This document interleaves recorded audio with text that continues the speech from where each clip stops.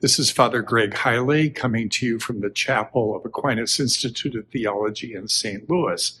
Today is Monday, October 13th. Our readings from Mass for the next few days are from chapter 1 of Romans and chapter 11 of Luke. At the very beginning of the letter to the Romans, St. Paul says he is called to be an apostle of Jesus Christ to the Gentiles. He is called to be holy, and he is called to be obedient in that calling. And in chapter 11 of Luke, we have a rather stern message today. Jesus apparently has been asked to perform some marvelous sign of some sort. And he says, "This generation is an evil generation. It seeks a sign. But no sign will be given it except the sign of Jonah."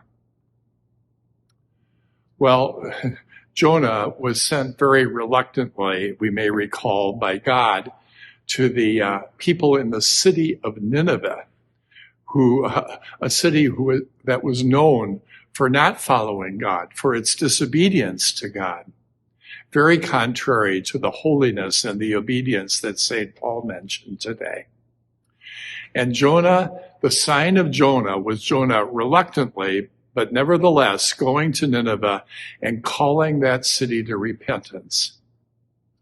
And the amazing thing is that the people of Nineveh repented, and their animals did too.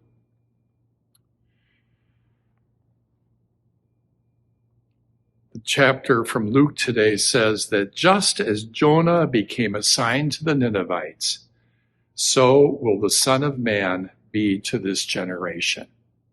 That Jesus too is a sign, a call to repentance to what the gospel today calls an evil generation. I take as my clue to decipher these passages our gospel acclamation today, the verse read before the proclamation of the gospel, which is today from Psalm 93. "If today you hear his voice, harden not your hearts." Our obedience of faith, our apostleship to Jesus Christ, is an obedience that softens our heart.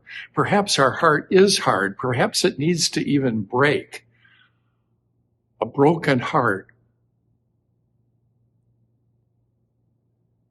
that leads to the softness of repentance and even of love.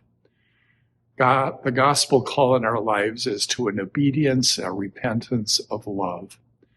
As we become transformed by hearing the call to repentance of the Gospels, as our hearts soften toward other people and toward our world, as we become more loving, we become a sign of hope.